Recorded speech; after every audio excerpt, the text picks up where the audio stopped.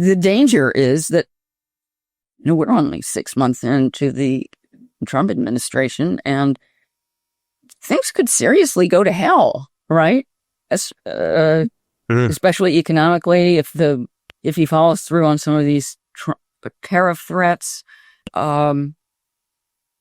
If this administration goes down in flames, then the chances that the Democrats come back are very high.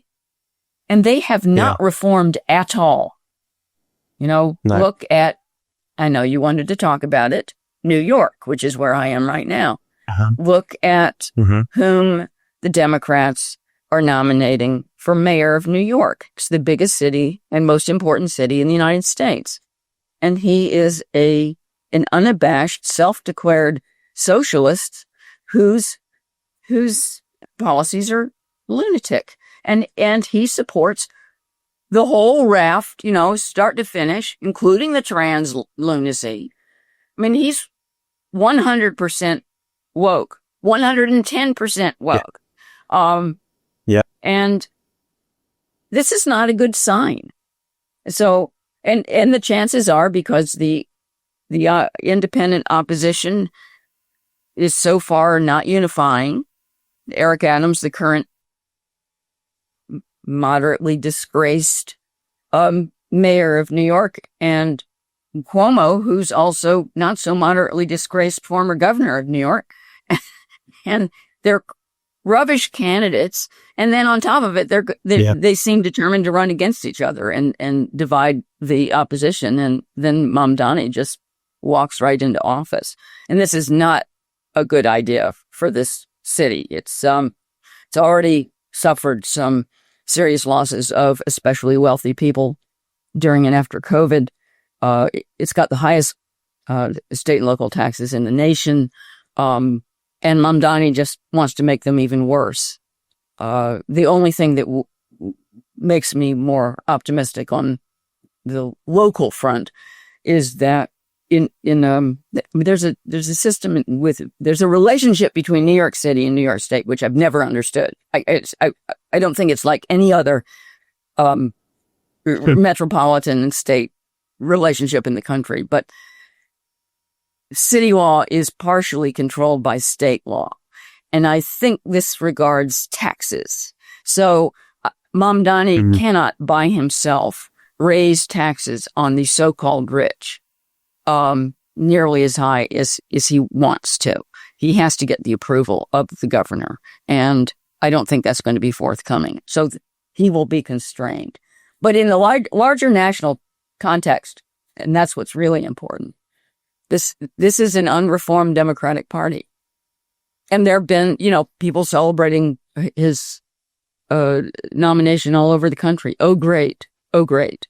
Let's talk then about Zohran Mamdani, because I find him, I guess, grimly intriguing. Zohran and his hipster intifada, as some people are referring to it, where he has swept to the Democratic nomination in New York. He may very well become the next mayor of New York. I worry about him enormously. I mean, firstly, because I think a lot of his policies are unworkable in terms of what he's proposing for the city. Government grocery stores. I mean, Soviet Union in New York City. Who would have thunk it? But also, as you say, what he represents, which is hyper wokeness. I mean, this is someone who is on record as lamenting the problem of whiteness and defending terms like globalize the intifada and the trans lunacy. He is 100% behind that. He's constantly grinning and gurning on so-called pride marches.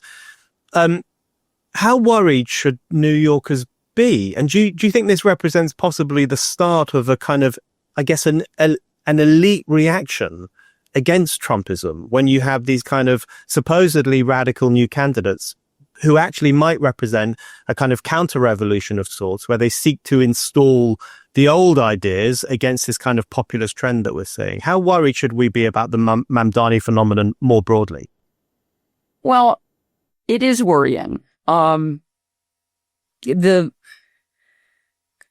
younger people don't know anything about history. I'm sorry if I'm insulting you out there, and I'm sure there are exceptions. All right of center. Um, and therefore socialism sounds very appealing. And, the trouble, if you know anything, you don't even have to know history. You just have to have paid attention to what people are like. And, socialism is at complete odds with human nature and why people do things. And it ultimately just disincentivizes anyone to do anything. So you just sit around waiting for the government to give you stuff. And as I like to put it, you end up with all cart, no horse. So it doesn't make sense. And, naively, people think, the answer to every economic problem is to tax the quote rich. There are not enough rich people, and they're not stupid. And even if you have some money, nobody likes having their money taken away, right? Much less confiscated, and then given to people they don't know. That's just not a very nice feeling. That you may be well off, but that doesn't mean that you don't work hard for your money. And people in this city already, if you make anything at all, you lose over half your income. And that's a pretty grim experience. It's not like, oh goody, I get to make the world a better place. It's just emotionally doesn't work that way. So I just think there's a lot of naivete among younger people. And also, not only are they not thinking like a human being and how they work, but they always assume that the rich, which is a very soft category that in tax law has a tendency to swell. So the rich will never apply to them, which I think they're being pessimistic on their own account. Not necessarily. You don't have to make that much money until suddenly it's like, oh my God, this tax bill is outrageous, right? So you're dealing with a naive population. I don't know how much of this stuff Mamdani would be successful in bringing in, but it's bad for the reputation of New York. It does matter. This is a big place. It's bigger than a lot of countries. And therefore, when New York goes down the tubes, it's economically important. And this is not good for New York's reputation. It's just the same things going on in Britain, right? All the, so-called wealth creators, fleeing for good reason. Threats of the wealth tax are all over the papers.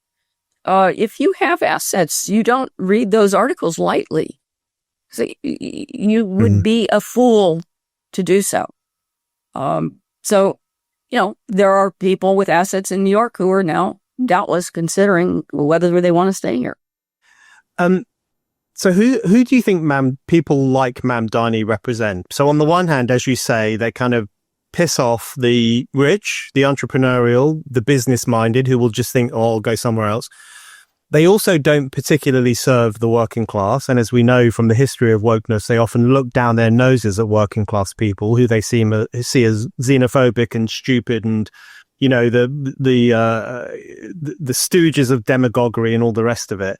But then Mamdani does seem to get a lot of his support, I guess, from the graduate elites, from those not rich parts of New York, but kind of socially aware, slightly moneyed parts of New York. He gets a lot of support from white, kind of liberal establishment types, not so much from the black working class, not so much from the Latino working class. So when it comes to people like Mamdani, what section of society do you think they're really representing and giving voice to? Oh, it's young people from I would say the upper middle class. If you look at the larger national context, their parents, who are property owners, and therefore are comfortable, not that frightened of Economic failure. Is their kids come home for the holidays and their room is still in place. It's not been rented out. And that's a fairly large group of people. I'm in Windsor Terrace in Brooklyn right now, and I'm surrounded by those people. I'm sure the people on this street, they all voted for him, all of them. And they're not wildly wealthy, though they tend to be property wealthy, right? Their houses are worth, over $1 million, Wow. and counting, right? So they're comfortable, they're established, and their kids are a little despairing. They feel, they may be carrying some student debts. Most of all, if they have got degrees, which they generally have, they're not going to see very much opportunity opening up for them. The rents are obscene, so a lot of them are going to go back home, and they're resentful. It's really hard to make it in this city, and it's hard to make it in a lot of cities. The U.S. and the U.K. have so much in common, and there's a housing crisis in the U.S. also. So rents have risen everywhere, and it's once you finish paying your rent, it's hard.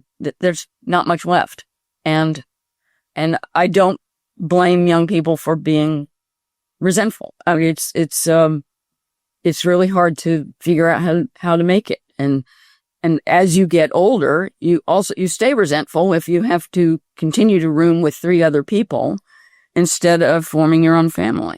I think that's a very good description of the new political constituency, which is the sons and daughters of the upper middle classes who are quite resentful that they can't get what their parents had. It's harder for them to buy a home. It's harder for them to be upwardly mobile in the way that their parents might have been.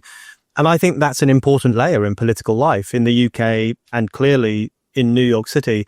But I did want to ask you, economically, it seems clear that Mamdani will not be great for New York, or that politics won't be great for New York. What do you think it would mean culturally?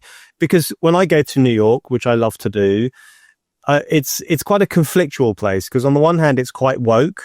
But on the other hand, it doesn't lend itself very well to wokeness. It's still a brash city. It's an outspoken city. People engage with each other in a fruity, frank way. It doesn't lend itself to that kind of careful, clipped language of kind of wokeness and political correctness. So it's kind of one of those conflictual cities. But if you were to have a mayor who was born from the fires of kind of campus radicalism and woke politics, what would that mean culturally for New York City, do you think? I'm not sure that it would entail very much of a change. This is a very atomized city. People live in circumscribed communities, and it doesn't mean that they never leave their house. Well, it's not COVID anymore. But they have friends who all belong to the same general socioeconomic and political, so-called community. And they don't meet people who disagree with them.